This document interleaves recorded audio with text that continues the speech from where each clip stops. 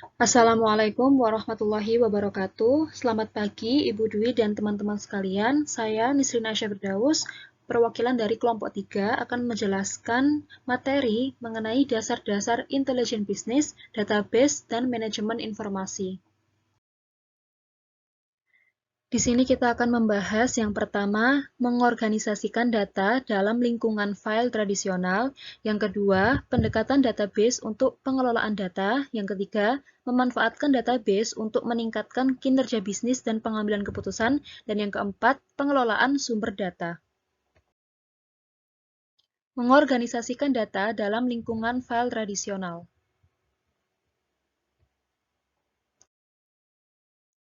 Sistem informasi yang efektif menyediakan pengguna informasi yang akurat, tepat waktu, dan relevan. Informasi yang akurat berarti bebas dari kesalahan. Informasi yang tepat waktu berarti informasi yang tersedia pada saat diperlukan oleh pengambil keputusan. Informasi dianggap relevan ketika ia memberi manfaat serta sejalan dengan jenis pekerjaan dan keputusan yang akan dia buat. Mengorganisasikan data dalam lingkungan file tradisional. Bagaimana sistem informasi mengatur data pada file komputer dan metode tradisional dalam pengelolaan file. Komputer mengorganisasikan data pada sebuah hierarki yang dimulai dari bit, yang mewakili 0 dan 1 dapat dikelompokkan untuk membentuk byte, yang mewakili satu karakter, angka, atau simbol. Byte-byte dapat dikelompokkan untuk membentuk field, dan fields yang saling berhubungan dapat dikumpulkan untuk membentuk record. Kemudian, record-record yang saling berhubungan dapat dikelompokkan untuk membentuk file, dan file-file yang berhubungan dapat diorganisasikan menjadi database.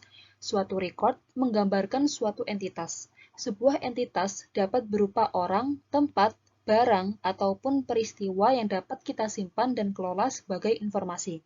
Setiap karakteristik atau penggambaran kualitas suatu entitas khusus disebut atribut.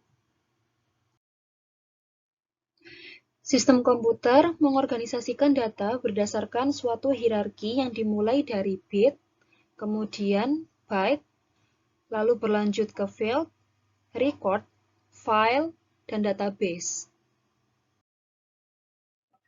Pada kebanyakan organisasi, sistem cenderung berkembang sendiri di luar rencana perusahaan.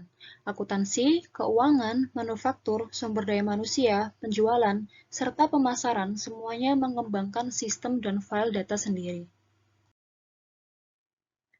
Gambar berikut ini mengilustrasikan pendekatan tradisional dalam pemrosesan informasi. Penggunaan pendekatan tradisional dalam melakukan pemrosesan file pada setiap area fungsional dalam perusahaan untuk mengembangkan aplikasi yang terspesialisasi. Setiap aplikasi memerlukan file data unik yang mungkin berupa bagian-bagian master file, dan bagian-bagian master file tersebut dapat menyebabkan penggandaan data dan inkonsistensi program data atau tidak tahu program mana yang harus dipercaya, data pemrosesan yang tidak fleksibel, dan menghabiskan kapasitas penyimpanan data. Dari ilustrasi tersebut, masalah-masalah yang dihasilkan adalah penggandaan data dan inkonsistensi program data atau tidak tahu program mana yang harus dipercaya, kemudian ketergantungan program data, tidak fleksibel, kualitas data yang buruk, serta tidak dapat membagikan data ke berbagai aplikasi. Selanjutnya, pendekatan database untuk pengelolaan data. Sistem manajemen database atau Database Management System (DBMS) adalah perangkat yang memungkinkan suatu organisasi memusatkan data, mengelola mereka secara efisien, dan menyediakan akses terhadap data yang disimpan oleh program aplikasi. DBMS bertindak sebagai antarmuka antara program aplikasi dan file data secara fisik. Ketika program aplikasi meminta suatu item data, seperti gaji bruto, DBMS akan menemukan item data tersebut pada database dan menampilkannya lewat program aplikasi. Sebagai contoh, untuk database sumber daya manusia yang terdapat pada gambar berikut, seorang spesialis tunjangan atau orang yang khusus ditugaskan untuk mengatur tunjangan-tunjangan, program pensiun, ataupun asuransi-asuransi terkait mungkin memerlukan tampilan yang memuat nama pegawai, nomor jaminan sosial, serta jaminan asuransi kesehatan.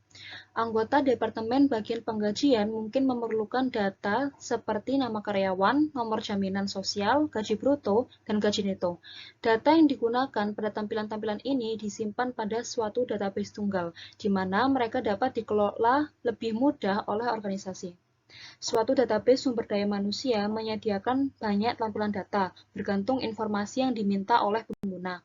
Ilustrasi yang ditampilkan tersebut terdiri atas dua pilihan, satu tampilan untuk kepentingan spesialis tunjangan dan satunya lagi untuk Departemen Penggajian. Memanfaatkan database untuk meningkatkan kinerja bisnis dan pengambilan keputusan. Organisasi bisnis menggunakan database mereka untuk memantau transaksi dasar seperti membayar pemasok, memproses pesanan, memantau pelanggan, serta menggaji karyawan. Akan tetapi, mereka juga membutuhkan database untuk menyediakan informasi guna menjalankan bisnisnya dengan lebih efisien, serta membantu manajer dan karyawan membuat keputusan yang lebih baik. Jika suatu perusahaan ingin mengetahui produk mana yang paling populer atau pelanggan mana yang paling mendatangkan banyak keuntungan, jawabannya terdapat pada data. Infrastruktur intelijen bisnis. Pada perusahaan besar, data yang dibutuhkan mungkin terfragmentasi ke dalam sistem-sistem yang terpisah seperti penjualan, produksi, dan akuntansi, atau bahkan berasal dari sumber eksternal seperti demografis dan data pesaing. Semakin kita membutuhkan data berkapasitas besar. Infrastruktur dari intelijen besar terkini memiliki rangkaian perangkat untuk memperoleh informasi-informasi yang diperlukan dari berbagai jenis data yang berbeda pada organisasi bisnis masa kini, termasuk data berkapasitas besar yang semi terstruktur maupun tidak terstruktur. Kemampuan-kemampuan ini meliputi data warehouse dan data marts, Hadoop, in-memory computing, serta platform analitis.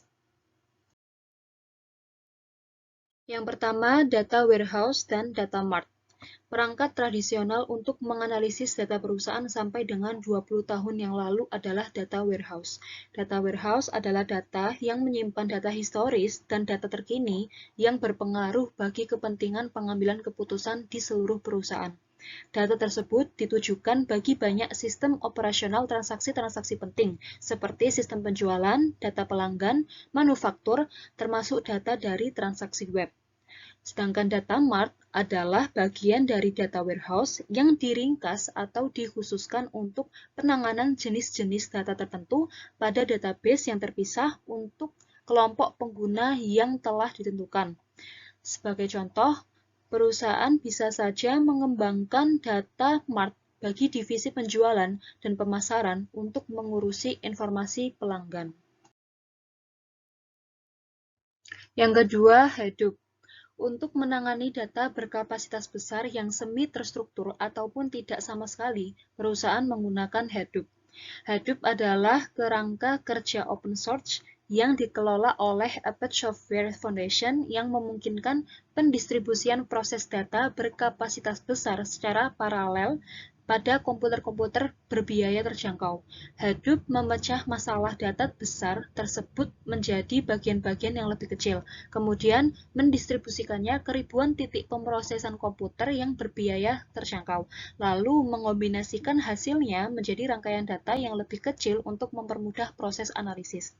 Hadoop ini juga digunakan untuk menemukan penawaran tiket penerbangan terbaik di internet, mencari alamat sebuah restoran, melakukan pencarian pada Google, atau terhubung dengan teman Anda di Facebook.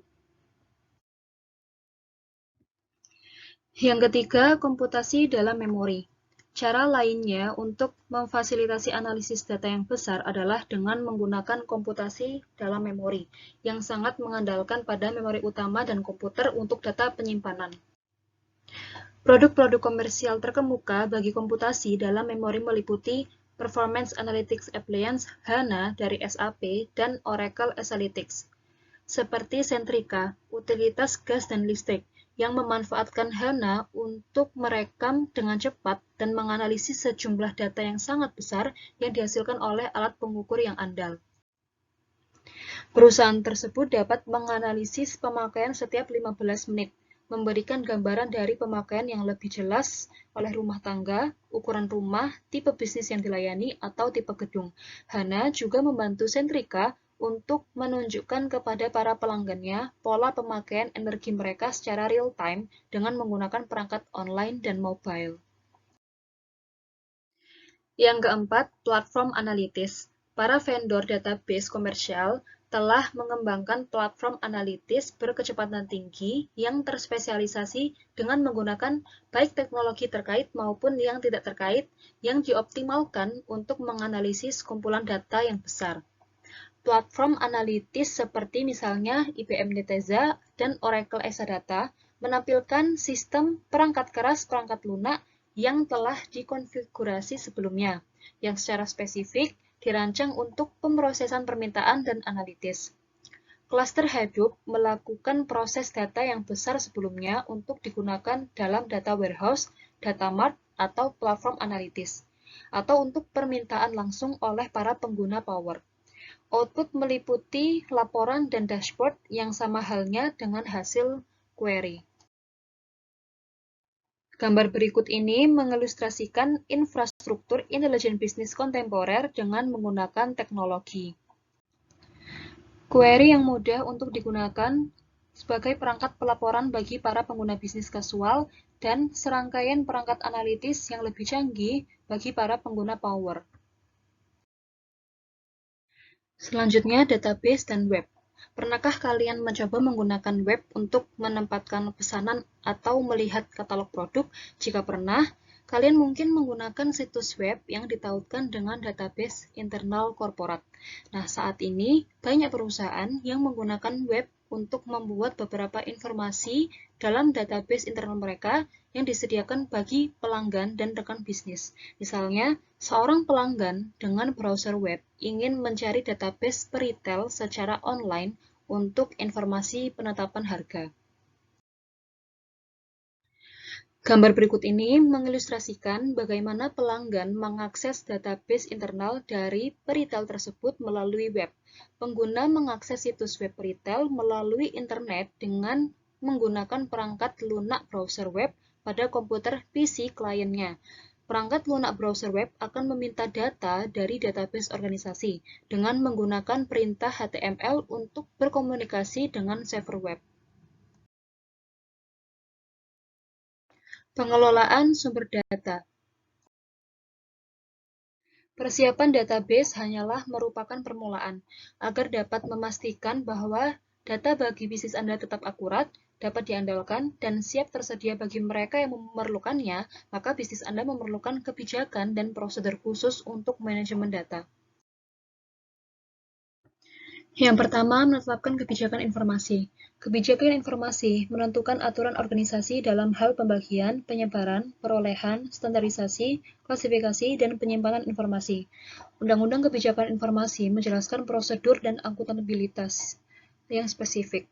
Informasi dapat saling dibagikan oleh pengguna dan unit organisasi, di mana informasi dapat didistribusikan dan siapa yang bertanggung jawab untuk memperbarui dan memelihara informasinya. Sebagai contoh, kebijakan informasi umumnya menentukan bahwa para anggota terpilih dari Departemen Pengkajian dan Sumber Daya Manusia yang memiliki untuk mengubah dan melihat data karyawan yang sensitif, seperti misalnya gaji karyawan atau nomor jaminan sosialnya. Dan departemen-departemen ini yang bertanggung jawab untuk memastikan bahwa data karyawan tersebut adalah akurat. Yang kedua, memastikan kualitas data. Apa yang akan terjadi jika nomor telepon pelanggan atau saldo rekening nasabah tidak dicatat dengan benar? Lalu apakah dampaknya jika database memiliki harga yang keliru untuk suatu produk yang Anda jual atau sistem penjualan dan sistem persediaan Anda memperlihatkan harga yang berbeda untuk produk yang sama? Maka data yang tidak akurat, tidak tepat waktu, atau tidak konsisten dengan sumber informasi lainnya akan mengarahkan pada pengambilan keputusan yang tidak tepat. penarikan kembali produk, dan kerugian finansial. Analisis kualitas data sering dimulai dengan audit kualitas data, yang merupakan survei terstruktur atas keakuratan tingkat kelengkapan dari data dalam suatu informasi. Audit kualitas data dapat diselenggarakan dengan melakukan survei keseluruhan file data, menyurvei sampel file data, atau menyurvei pengguna data atas persepsi mereka mengenai kualitas data. Mungkin ini yang dapat saya sampaikan, kurang lebihnya saya mohon maaf. Terima kasih atas perhatiannya, semoga bermanfaat. Wassalamualaikum warahmatullahi wabarakatuh.